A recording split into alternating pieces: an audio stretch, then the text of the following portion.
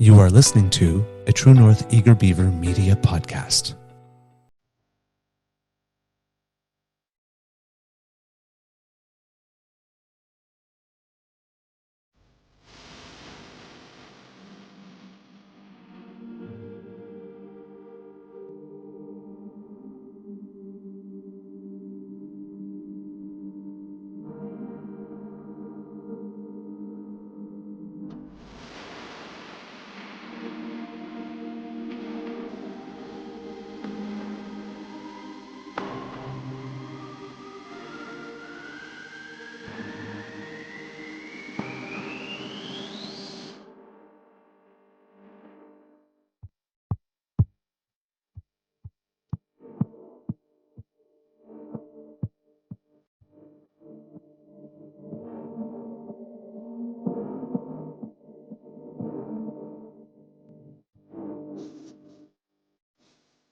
The True North Eager Beaver podcasts are proudly brought to you by our founding sponsors, the Miss V Mysteries from Corvid Moon Publishing, your source for science fiction, fantasy, and cozy mysteries featuring a broad diversity of characters.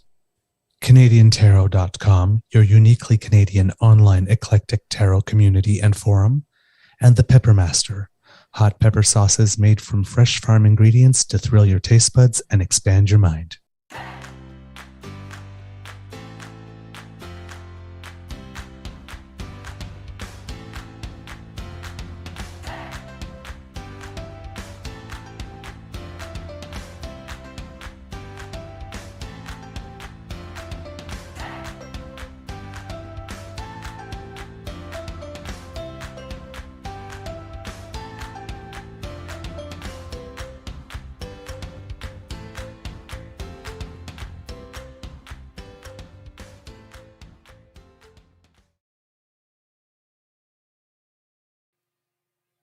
Well, good morning and hello, kids.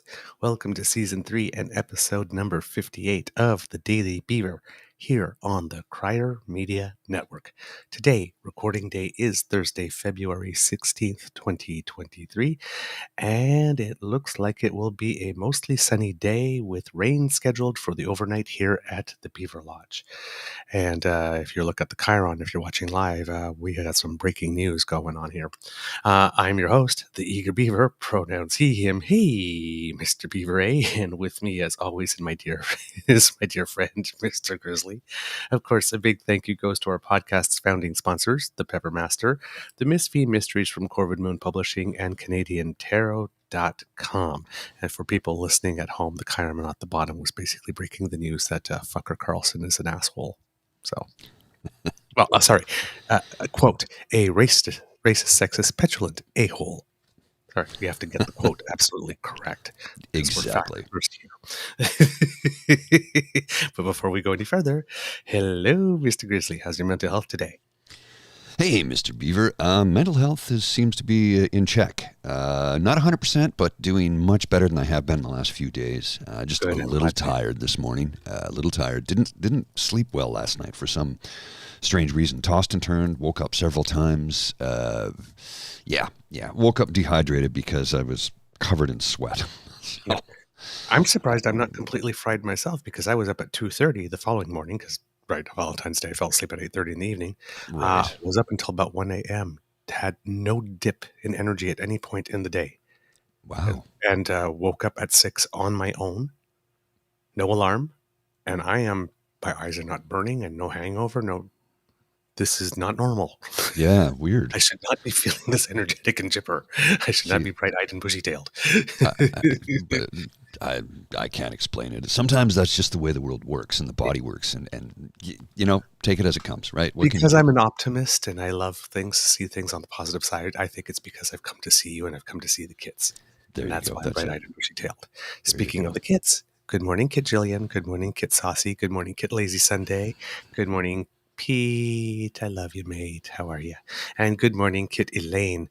And Kit Jillian, thank you for all the articles and things that you are CCing us, sending us some news, things that go below our radar that we spot. So I appreciate it. Thank you very much. All right. Today in the headlines, there's a couple of things. I don't know how much we'll talk about because I think we've got a short one.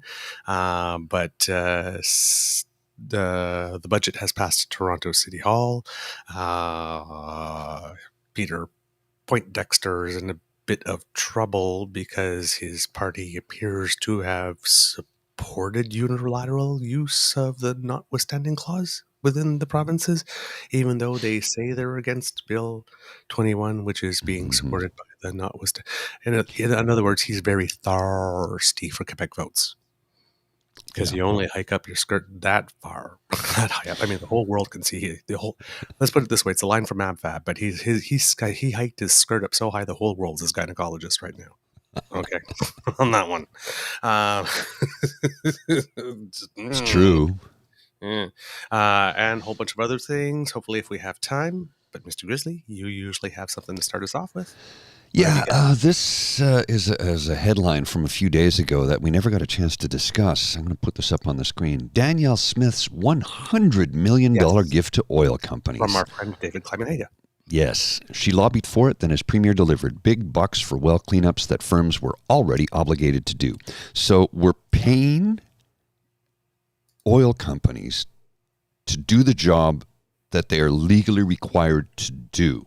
To meet a condition that they had when they got the contract or the rights in the first place. She's a real see you next Tuesday kind of gal, isn't she?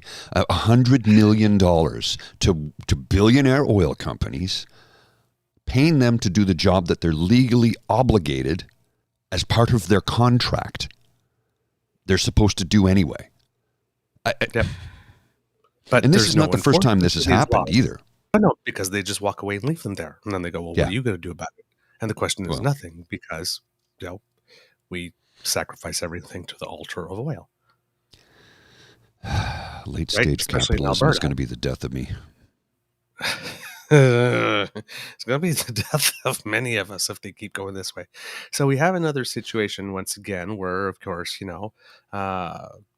the risks and the costs of taking care of the risks are being socialized. So again, don't tell us that conservatives don't believe in socialism because they do. But the profits, because the companies got to take all the profits, those were privatized, right? Yeah. And now it's time to take some of those profits and pay to clean up the mess that you made while making profits. And then there's also, we're poor, we don't have it. Our shareholders, we've left already. Oh, it's been too long. Oh, we've got bankrupt or whatever, right? Whatever excuse it is. But socialism for the wealthy and powerful, rugged individualism for the rest of us. Right. So there's an Alberta senator that's trying to get answers about the Orphan well cleanup in the province and whether federal funding is being used properly to do so. On Monday, Senator Paula Simon cited a report from the Parliamentary Budget Officer released in January that showed that more than $500 million federal dollars for orphan and inactive well cleanup has gone largely to energy companies. Mm-hmm. How many orphan wells does Brett W. Wilson have? A lot. Yeah. And that's why every time there's a new leader, he rushes up to them and lips to butt press firmly. Right? Yeah. That's why every new one, you see those pictures, right? Yeah. I mean, we have all those pictures of him lovingly looking into Justin Trudeau's eyes, right? And I trolled him forever with that. You know what finally got him to block me? Oh, he blocked you? Oh, yeah, he blocked me because I suggested it wasn't the fact that they were in a relationship. It's not the fact that he was loving him. It's not the fact that he was a love him and leave him, a serial monogamist when it comes to politicians that he's championing. Because it was my suggestion that he's the one that might be in the bottom on this relationship. Oh, that's the one that pissed him off. That's the one that got me blocked. And you know what? I would expect that. I can see JT as being a top for sure and Brett being at bottom. Absolutely. No question he is a bottom feeder, so why wouldn't he? So, yeah, well, at least politically he's on the bottom because, I mean, he's got pictures like that with Trudeau. He's got pictures like that with Kenny until he didn't like Kenny anymore. And now he's like, oh, Smith is the person who's going to do it. He's got questions. He's French, like every single one of them, like this, when he French kisses them like this, he French kisses down low and licks their colon clean. Well, I believe we call that the Australian kiss, right? It's like a French kiss, only it happens down under. Well, maybe Pete can tell us that. But all I'm saying is, like, his nose is browner than I am. So, next. It's funny because it's true. So, Senator Paula Simon said, I asked the PBO whether any of that $556 million had gone to cleaning up actual orphaned wells. And I was informed by the parliamentary budget analyst that not one single orphaned well in Alberta, not one had been cleaned up with $556 million of our money. Not one. But nobody does anything for Alberta. No. We just Alberta supports all of Canada. Yeah. It appears that we just gave them $556 million that they could just direct transfer to oil companies. Well, this whining, petulant attitude that some people in Alberta have, that we support Canada, we want to end the transfer payments. Okay, transfer payments aren't a thing. Your guy Jay Kenny, along with your other guy Stephen Harper, were the ones who rewrote the rules on that. All the funds go into a pool, and then it gets distributed to those who need it, the have-not provinces, right? There's no transfer payments. General revenue dispersed as needed. Harper and Kenny rewrote the rules on that one. Number one. First off, number equalization. One. Yeah. They rewrote the rules, yeah. They rewrote the rules on that, number one. Number two, it is a myth that Alberta contributes all of the money to the Canadian economy. Yes, they contribute a lot. They do. They have high-earning individuals, no question. There's 4 million people in Alberta. There's 9 million people in the GTA. There's 15.5 million people in Ontario, and there's 8 million people in Quebec. The two provinces, the two biggest provinces in the country, with the two biggest population bases, are the ones who contribute the most to general revenue, period. It's just sheer numbers. Yep. And so it appears that the federal government allocated $1.7 billion to the cleanup of inactive and orphan wells, with $1 billion of those going to Alberta. That was in 2020. So again, when Alberta says that we never do anything, we're just building them a pipeline, and then we found a reason to just shovel $1 billion their way. We created the open wells thing, and we said $1 billion, and which they never acknowledged really getting, and it appears they didn't do much with to actually clean up an orphan well. So it was just a direct subsidy. Once again, we are directly subsidizing the 0% PST in Alberta by schemes like this. The money is being handed out through the province's site rehabilitation program in stages. The Orphan Well Association was given a $200 million loan at the time. The parliamentary budget officer confirmed to CTV News that its analysts found that of the $1 billion in funding to Alberta, more than half had been given to large companies it considers to be viable. Canadian Natural Resources Limited received $102 million. Cenovus Energy received $12 million. Husky Energy was given $16 million. Imperial Oil Resources was given $11.7 million. Kind of makes you wonder why CNRL got $102 million. It's almost like 10 times more than anyone else.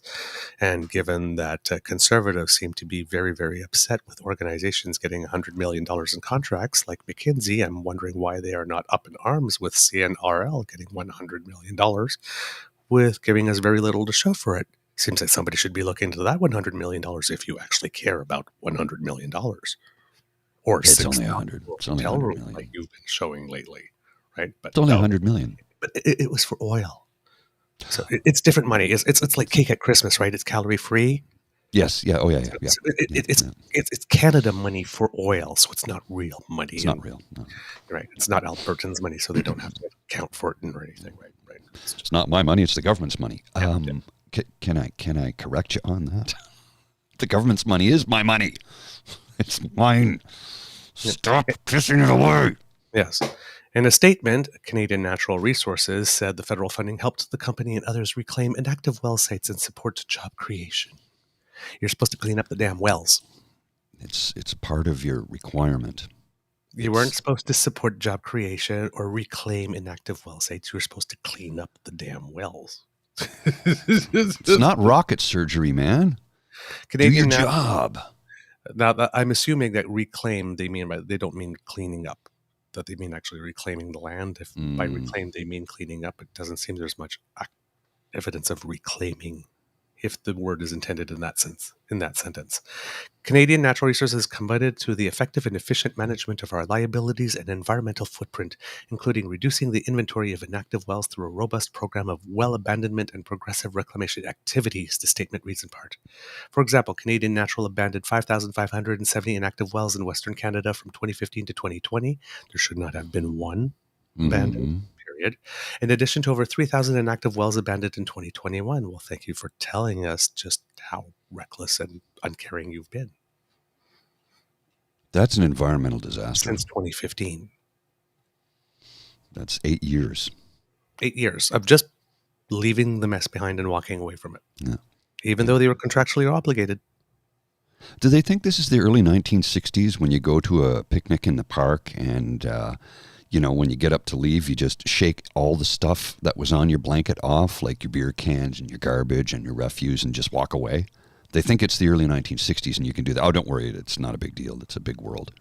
No, it's not how it works. Clean up after yourself. Didn't we learn this as children? Clean up after your mess. You make a mess, you clean it up. Well, they're morally and legally bound to do this. It's part of the contract to begin with. To erect the well, you want to put up a well, no problem. You have to clean it up after you're gone. Yeah, no problem. We'll do that. And then after the well runs dry, not that. Could you pay us to do this? Because we don't have the money. So what about the profits? Oh, I has give them all to shareholders already. Yes. There's I none. spent it. Can I have more, please? Can I have more, please? Yeah. It's just like Doug Ford. It's like, can I has money for health? What about the billions I gave you? All gone. Can I has more? Can I has more? Peas? Yeah. 4.4 billion in COVID funds gone. Oh, but let's not forget the 980 million he cut out of the healthcare budget this past year. But I'd like more, please. Yes. So the Conservatives, in an effort to try and suck up to Quebec, there was a motion in the House being debated, and it was tabled by the Bloc. And it was a motion to, quote, remind the federal government that it is solely up to Quebec and the provinces to decide on the use of the notwithstanding clause. And if you can picture that in, Yves Blanchet's really annoying, petulant, I'm going to tell you how it happens over here in Quebec voice. Right? It is only up to Quebec to decide, and only up to Quebec to decide how things are going to happen in Quebec. Right? That stupid thing. So anyway, yeah, that was his thing. That it's only up to the provinces to decide how they use the notwithstanding clause. So apparently, even though we've all signed the Constitution, the federal government is not allowed to use it. It's only the provinces, and everybody else has to just shut up about it when they do. Now, amazing here how Quebec, who claims all the time that they've never actually signed the Constitution, keep on invoking clause of a contract they've said they've never signed. I ask you to try that with your telephone service provider. This thing that said I was going to pay this on this month? I'm all the parts of the contract that says that you're going to give me the service, those ones I'm going to respect. But the one that says that I have to pay you monthly, the amount that you tell me, I'm not going to respect that one anymore. Yeah, I remember. But I haven't signed the contract, so I still expect expect the services. Yes. Well, I remember a bunch of years back when the students went on strike because they were raising the tuition costs, and I supported the students in this respect. It's like, come on, let's get this under control. Come on, we need post-secondary education. An educated nation is a smart nation. But one of their slogans was, "This is a charter violation." I'm like, violation of what charter? You didn't sign it. You're not a signatory. That's the thing. It's like you can't say that you're a signatory and then say I want the benefits of the contract I did not sign. It doesn't work that way.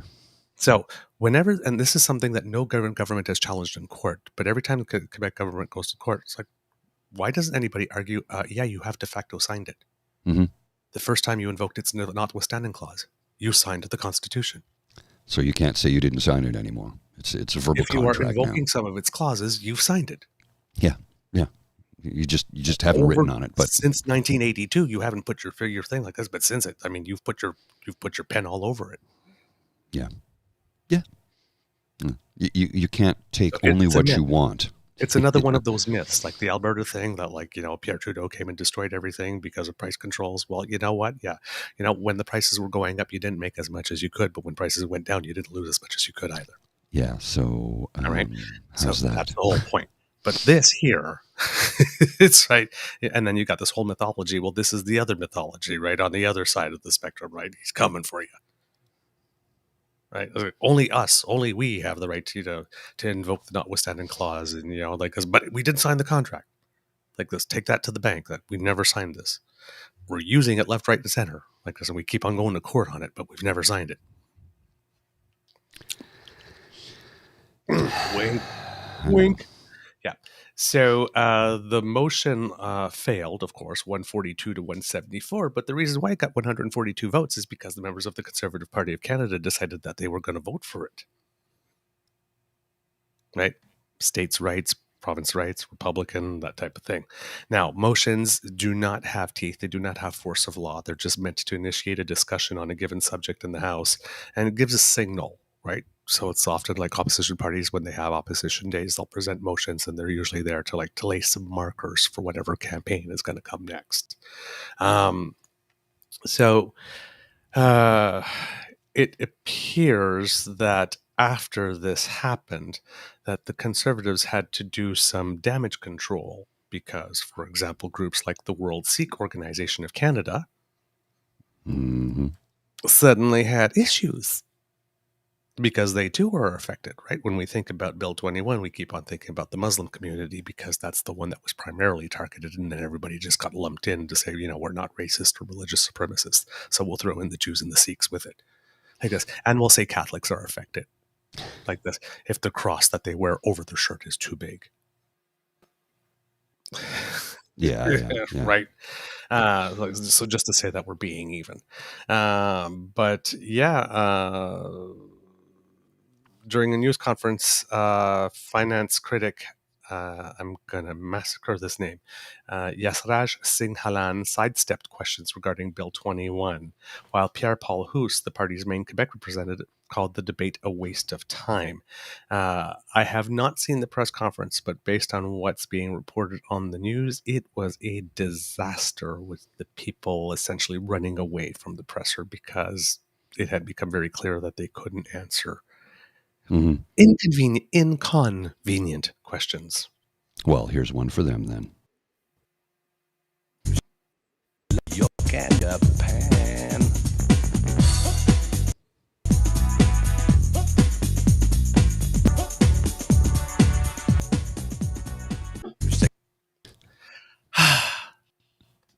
Somebody posted that on my timeline and said it never gets old. I agree. That was Jillian. That was Jillian. Yeah, that was, for people. That's where it's from. Yeah. For people listening at home, we just did a little palate cleanser with the Prime Minister pushing his hand through his wind-disheveled hair. During his presser, during the days of the COVID, were we shut down when that took place? I don't know if we were in the shutdown. Yes, we were shut down. Yeah. True, Daddy. Yeah, it appears that they are having some difficulties. The National Council of Canadian Muslims CEO Stephen Brown, whose organization challenged the law and says it's discriminatory, said the Conservatives' two positions cannot be reconciled. You can't have your cake and eat it too, he said, pointing to Quebec's actions. It comes down to a very simple question. Do we live in a country where your government can take away your rights without any justification whatsoever? That's the fundamental question that everybody needs to answer. And according to Conservatives, the answer to that is yes. Gee, I wonder why. Probably because they'd like to use that power? Maybe a little bit. Freedom to live as we tell you to. Using the notwithstanding clause to make sure you do. Today's Conservative Party. It's last night with a freedomer on Twitter. Trying to gaslight me into telling me all the things that took place in my neighborhood never happened. I'm just not happening. You're not going to gaslight us. No, I was there. I witnessed it. It took place. Not today. Not today, Satan. Not today, Satan. Some polling stuff that might be a little interesting, Mr. Grizzly. We're looking at the polling aggregators. As we mentioned, the Conservatives seem to have been opening up a lead at some point with the various little mistakes. We had the goof up the cell phone on C21, the gun bill, and then Mary Ing's little ethical thing. And then there were more. And we started having this big gap, as you can see right here, that opened. It started here about 6-7 weeks. And then it started to adjust. Now we're starting to revert to the mean a little bit here. The gap was up to 6 points at one point, and now it's back down to 3 with the Conservatives rising. But look who is taking a little dip here. Yeah. So it seems that Canadians, if it becomes very clear to them that there might be a possibility of a Conservative government, the NDP vote is not really all that committed and really ready to bail. Because this is about the same amount. Yeah, it's jumping ship, eh? Yep, jumping ship. The PPC, they're still sliding, so Pierre is still their guy. The Greens, slowly but surely, very slowly but surely, are rising. The Bloc a little bit now too. But that's the national number. Now, here's the thing that I'd want you to see that's really interesting in terms of the federal polls themselves. And Nanos came out with some... Oh, this did not work. Let's try that again. I'll bring it back up when you get Nanos came out with some numbers yesterday. And Nanos has been making the news lately because if you look at their 3 most recent data. So in November, is that 3? 1, 2, 1, 2, 3. Yeah, Sorry, 3. yeah, November. It showed the Liberals with 31, the Conservatives with 30, the NDP with 20. Then in January, it showed the Liberals with 28 and the Conservatives with 36. And out of all the pollsters, it was the one that had the biggest spread. At that time, there was one from Abacus Data that came out a little later showing the Liberals at 29 and the Conservatives at 37. But that was the biggest spread, like far away, right? We had 5 points, 3 points, sometimes 6, but boom. And then within the space of just a few weeks, Nanos just came out with numbers on the 10th. We're at 33 again. The gap is completely closed. And Polara, which seems to be a new company that's doing federal polling, because they don't have a rating yet, also showed up at 32. That's really interesting. And I already see the comments right off the bat. Remember, all posts are biased and crooked and serve the person footing the bill and promotes voter apathy. That is not true. That is not true. Well, I don't care for polls, especially, look, around an election, sure. There's not an election for 2 more years?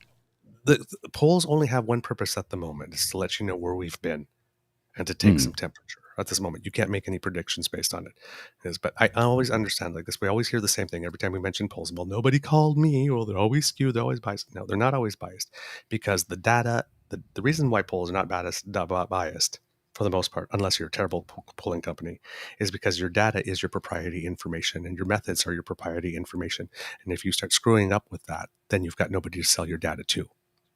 The only thing you have is your reputation in a polling company. You start skewing your stuff, you basically start going down the list, or you basically have a pool of very specific clients that everybody knows is crooked right off the bat. So I understand that people don't like what polls say or whatever. Or they don't like bad news or not, but to just dismiss polls by saying that they're all crooked and they're all... No.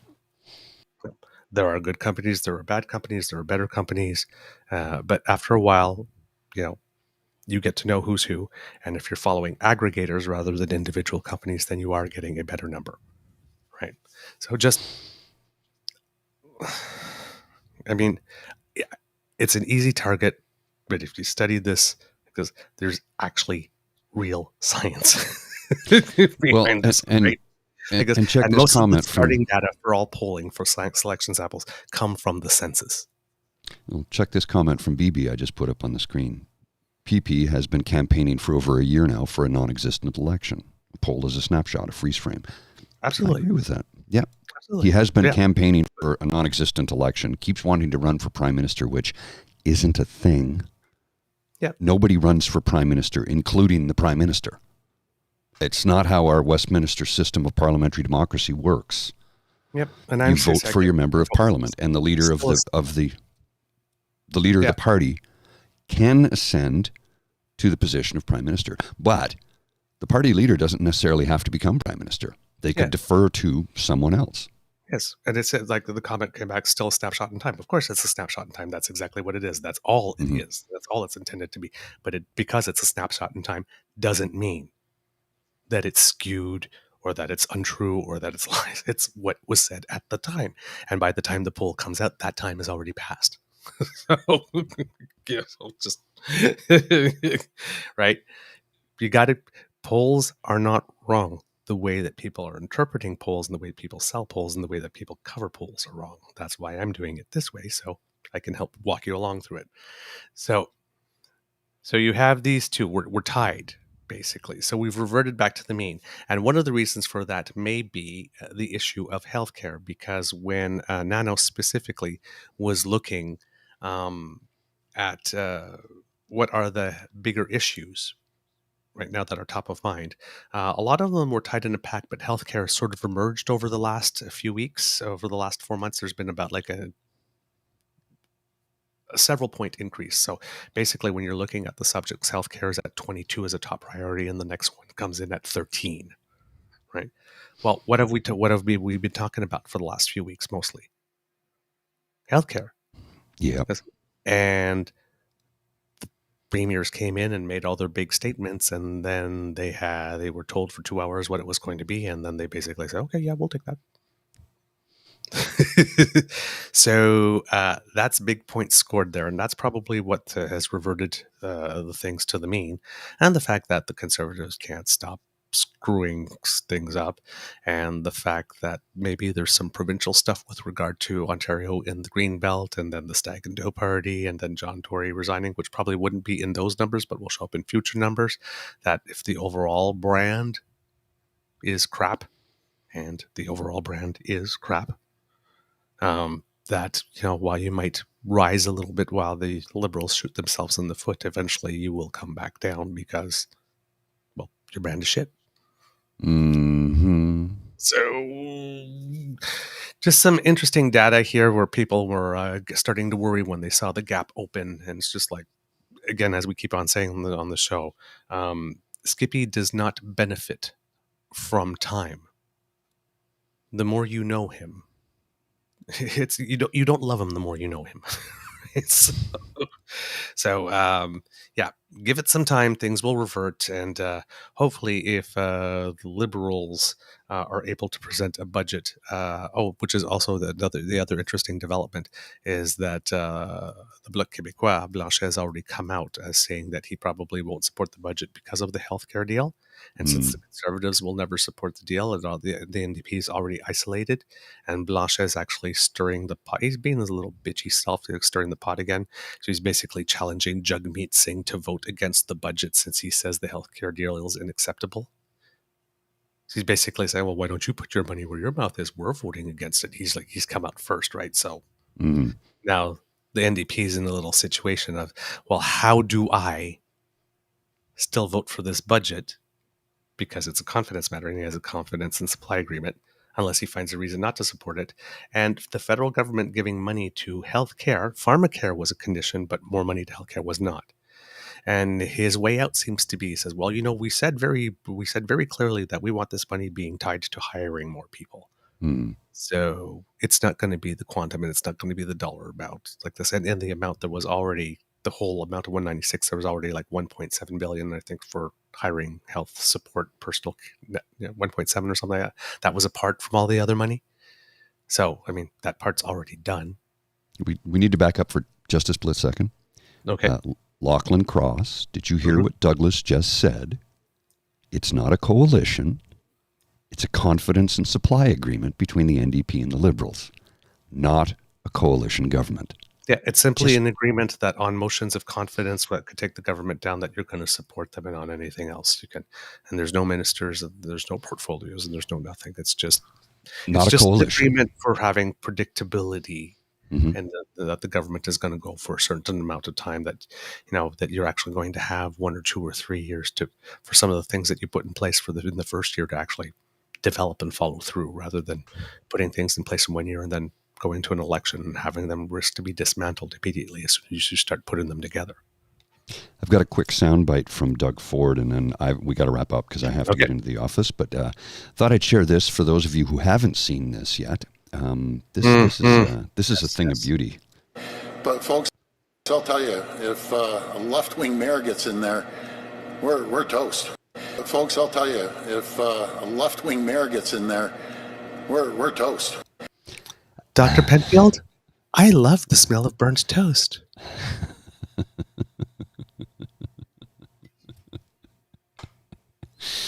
Oh boy. Dougie, who likes you are toast for breakfast? You are toast. You are toast. Because if the Greenbelt thing wasn't bad enough, the Stag and Doe is definitely going to get you, because there's no way you can get around that. And Stag and Does, right? Inviting 600 of your closest developer friends to buy $150 for a ticket. And then I heard there were also like charity raffles and draws. And then, of course, there were donations that were hoped for. That stuff, that's something grandma can understand. That's $16 orange juice. Toast level, for right? breakfast, anyone? Huh? Toast, yes, toast for breakfast, anyone? So yeah, and on that one also, he did his presser and he was like, "Well, Colin, you know my family and we're okay, and we wouldn't do anything like." Basically, there was nothing wrong here. Like, just take my word for it. You know our family. Like, even whether it's Ford Fest or whether it's this, we invite our people. Like, nothing in that whole response had anything to do with the fact that you had 600 developers with whom you do business at your home for the sole purpose of giving money to a family member, right? Because the Stag and Doe party, I had never heard of this before, but it's not the wedding reception, and it's not the bachelor party, and it's not the bridal party. It's a party before all of that to actually raise enough money to have the wedding. Doug Ford is not. You've never heard of that before? I'd never heard of it before. No, never heard of it. Oh yeah, Doug it's Ford been is not decades. I'm not starving for money. He doesn't need donations to pay for his daughter's wedding. No, he's a multimillionaire. He's rich AF. So yeah, this stinks to high heaven, and he's got no answer. Right. And he's got no answers, and that's why he's doing the whole folksy, well, gee, my family like this, we're on the up and up. You can trust us if we have. No. This is going to sink him. This is going to sink him. This is the one where you are like a dog on a bone. Sink him, because we found the part on the body where it hurts. Now press. Keep pressing. Make him scream. All right, kits. That's the end of this episode of the Daily Beaver. Yes. Bring on the dildo of consequences. No, not that one. The unlooped one. Yes, this is a special occasion. Unlubed dildo of consequences. No, bring out this special dildo. The unlubed one. Tonight we celebrate. That's the end of this episode of the Daily Beaver podcast. We hope you loved listening to us, because we loved making this for you. Remember that sharing is caring and word of mouth is priceless, so let your peeps know about us. And because democracy is something that you do, if you could make a little donation to the Red Cross to help our sisters and brothers in Syria and Turkey, that would be a very, very, very, very, very nice thing for you to do, and right neighborly as well. If you really like this podcast, you can find us on the Crier Media Network, as well as Beaver Grizzly friendly platforms. Stars and reviews are appreciated. And thank you to everyone who had kind words for me on my appearance on the Dean Blundell show yesterday, and for Mr. Grizzly appearing on Blackballed. Right? There you go. Yeah, thanks. It was fun. Yeah, and we had another interview with our friend Jake yesterday, our first promotional interview, not within the network. So that it's an outside, yeah. It was a lot of fun. It was a lot of fun. Pardon? Yeah, it was a lot of fun. He's a really good guy. I like him a lot. Yeah. Thanks, Jake. We really appreciate it because I think he was in the chat earlier. He was watching earlier. Okay. He likes to get up and watch the show too. So yeah. So we got to talk a little Canadian and U.S. politics and a little bit of history as well, which was fun. It's great. So when it comes up, we'll let you know where it is and where to find it. We love to hear from you. Reach us on the Facebook at True North Eager Beaver, on Twitter at True Eager, or by email at truenortheagerbeaver@gmail.com. And you can subscribe to us via our pod page, podpage.com/The True North Eager Beaver, with a hyphen between each one of those words. And when we have something fresh off the bandwidth, we'll send it to you. And there it is. There's Jake, Kit, what you can do, saying it was a blast. It was. We had a great time. Thank you, sir. Why not subscribe to our True North Eager Beaver Media Incorporated YouTube channel? That helps us up big time. We see the numbers are going up and that you're helping us. So thank you so very much, Kits. I did it right this time. Well, no, no, you didn't. I'm the other way. Right, yeah. No, it's the other corner. Anyway, it's right there. For a dancer, I'm very directionally dyslexic. It seems. Well, we're not mirrored, right? So it can be mirrored. Confusing. Like it's right there. That's where the button is. Right there. There you go. So yeah. You sort of Anyway.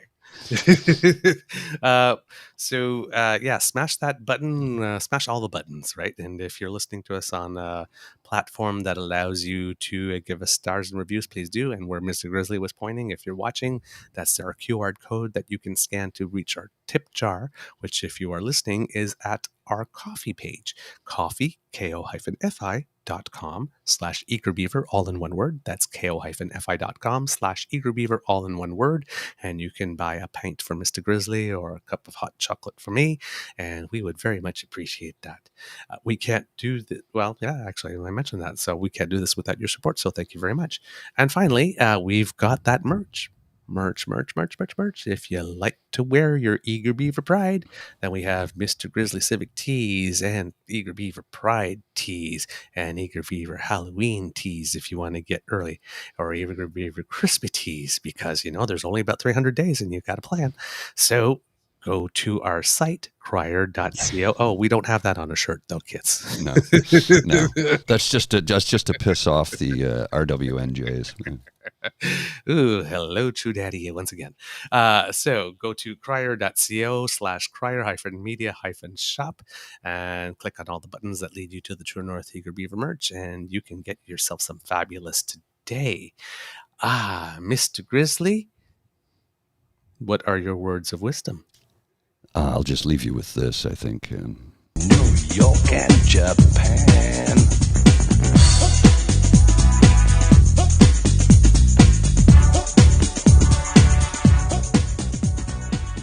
There, just leave them with that. So yeah, kids, like this, whenever the world gets a little too tough, just take a moment and pass your hands through your hair. And even if you don't have any hair, just wipe your forehead. I still do that all the time.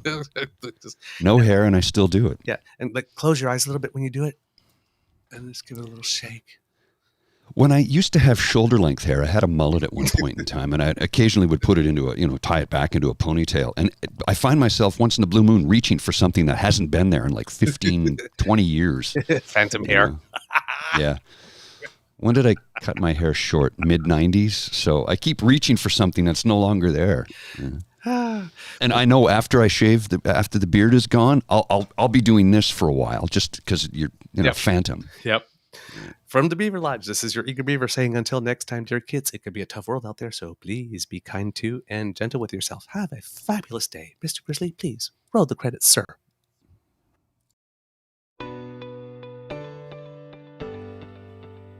You are listening to a True North Eager Beaver Media Podcast.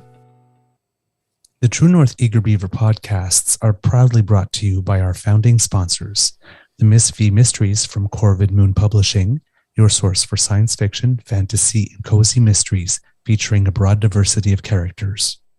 CanadianTarot.com, your uniquely Canadian online eclectic tarot community and forum. And The Pepper Master, hot pepper sauces made from fresh farm ingredients to thrill your taste buds and expand your mind.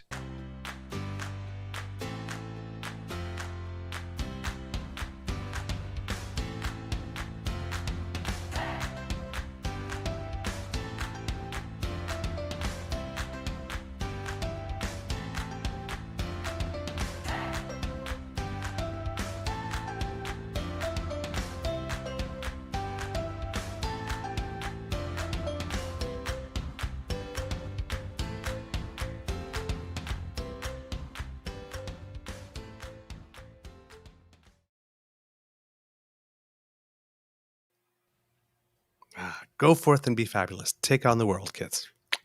Quick note, I've got a new music show coming up soon. A jazz show will be released in the next 2 days. And I've got a 4-hour-long music podcast, Songs and Stories Volume 93, Anthems Part 2. I should have that out by Monday or Tuesday next week. It's going to be a good one. And we're working on a flagship show that we hope to have completed tonight. And Saturday we have our pubcast. So please, kids, join us. We'd love to see you. No politics. None on the pubcast. Just friendly chat. Bye. Bye.